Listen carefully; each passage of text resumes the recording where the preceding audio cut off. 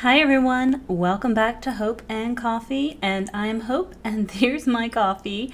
And today we are actually talking a little bit about books and book tropes. So, part of the thing that I love about this YouTube channel is I get to bounce from topic to topic. And y'all know that I have a podcast that I do with a couple of friends, but I ran across an article, as I do, and it was talking about some of the book tropes that are some of the best and worst ones used in books. And I kind of wanted to go through them and see if we kind of agreed on them being either the best or the worst. And this came from a website called Book Riot, and they are a pretty good website, whether they have lists of books that are popular to read for a season or what have you, or for like a genre. But definitely check out Book Riot. They actually have some pretty cool articles that come up frequently. But this one is one of theirs. So if you're interested in kind of looking at it a little bit more, you're welcome to look for their book tropes article that they had pretty recently. But tropes, if y'all don't know what they are, book tropes are just common formulations of plot lines like enemies to lovers, or love at first sight, girl next door, diamond in the rough, those sorts of things. But Book Riot has a list that we're going to work through as well, and I wanted to see what we thought. So the ones that they listed for the good ones were, number one, The Chosen One. And that one's a pretty common one. So you're going to see that in stuff like Star Wars. You're going to see that in even stuff like The Hobbit, where there's one particular character. Sometimes they're maybe considered an underdog of some sorts, but usually they are the chosen one. They sometimes come from nothing and they are then chosen, and they go forth to be now the quote-unquote chosen one. So that is the first one. And so they call that a good trope. And that one, actually, you can find that pretty prevalently in a lot of fiction, fantasy, and those sorts of books. Even YA will use that fairly commonly. Harry Potter will uses that as well to kind of say that anybody has the opportunity to possibly become the chosen one, should the circumstances kind of line up properly. Number two is the reluctant hero, the one who maybe wasn't the chosen one, but the one who steps up and who takes the mantle upon their shoulders to do what's right, to kind of follow the quest, to see it through. And so that's actually more like The Hobbit, where Bilbo is more the reluctant hero. So Frodo is kind of chosen. He is given the ring by his uncle Bilbo, and Bilbo, though, is the reluctant one who kind of is like, he doesn't have to go. But anyway, so at least that's how I like to perceive it. So one is the reluctant hero, and one is more or less like the chosen one.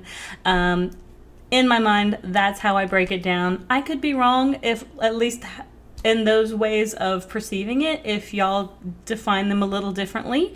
But that's how I like to kind of view those sorts of things. But the reluctant hero is usually the one who steps up to kind of see the quest to the end in order to ensure good triumphs in the end.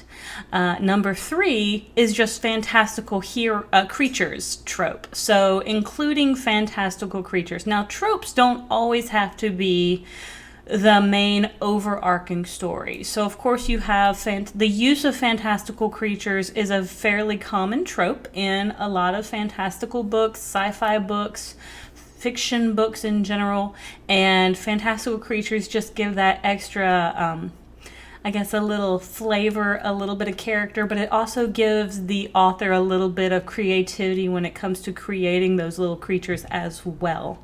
Number four being the cavalry arrives. So you have that dark moment The good guys have their backs against the wall, and the cavalry arrives just in time. That is a common trope.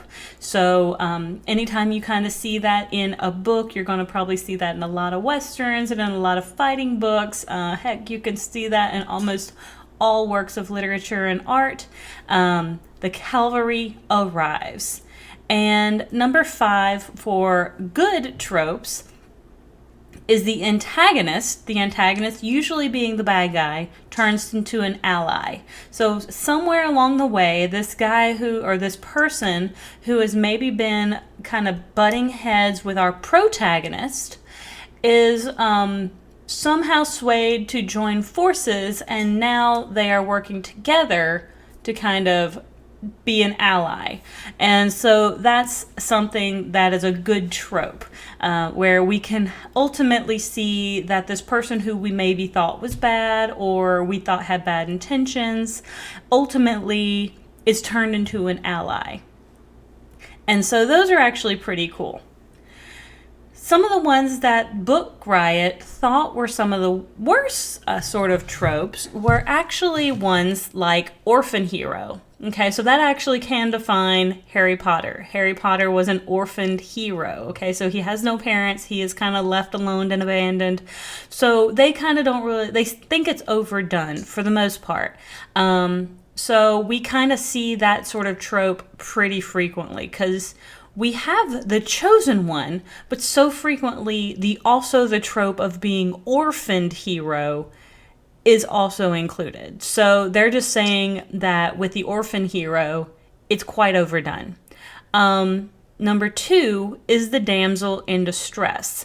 Again, it's a trope that they feel in the Book Riot world, they feel is often overdone because as we've moved a little bit more into a world where females are very independent, having a voice of their own, and are able to live just as freely as anyone else, we're not often in distress. I am very fine on my own as a female. I have my puppy and I live a really great life. So heck, I can do this by myself.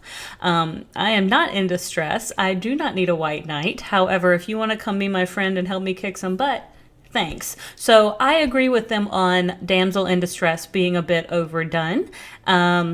So I agree with that. Number 3 is actually just being not so much overdone, but kind of worse. On the list of worse tropes is side quest, because it kind of distracts from the overarching main theme of the book. Is when you start trying to include side quests into a book as a trope, you kind of start getting distracted from the main theme of the book. You really don't need side quests. You can just start another book. Number 4 is ancient and powerful artifacts. I think this one, if you do it right, you do it well, can be really cool. But I do think people have delved into some of these same ones pretty often and pretty frequently. And I think we can get a little more creative with this one. I like them. I like when we can find like these artifacts. I love sort of the Indiana Jones, Lara Croft, Tomb Raider having these artifact sort of things. But I can also see that it can kind of be overdone by overusing them and giving them a little too much power and those sorts of things. And then 5 and the 5th is medieval setting. So just setting everything in kind of that medieval sort of like setting. Again, kind of overdone. We don't need everything kind of in Arthurian, feudal England sort of thing. We don't need all the peasants or what have you running around. We've done it. We've done it a million times, and like we have so many different eras of human history that we can really play with, and then we can imagine more, or we can imagine other realms, so we don't always need to go back and imagine that same one unless we're going to do it in a super creative way. So those were just the ones that Book Riot said were some of the better and some of the worse. So what do you guys think? And if you've made it this far, thank you so much for sticking around. If you have, again, made it this far, thank you. Please like, subscribe, and I hope to see you on the next page. Have a great one, and I'll talk to you soon. Bye.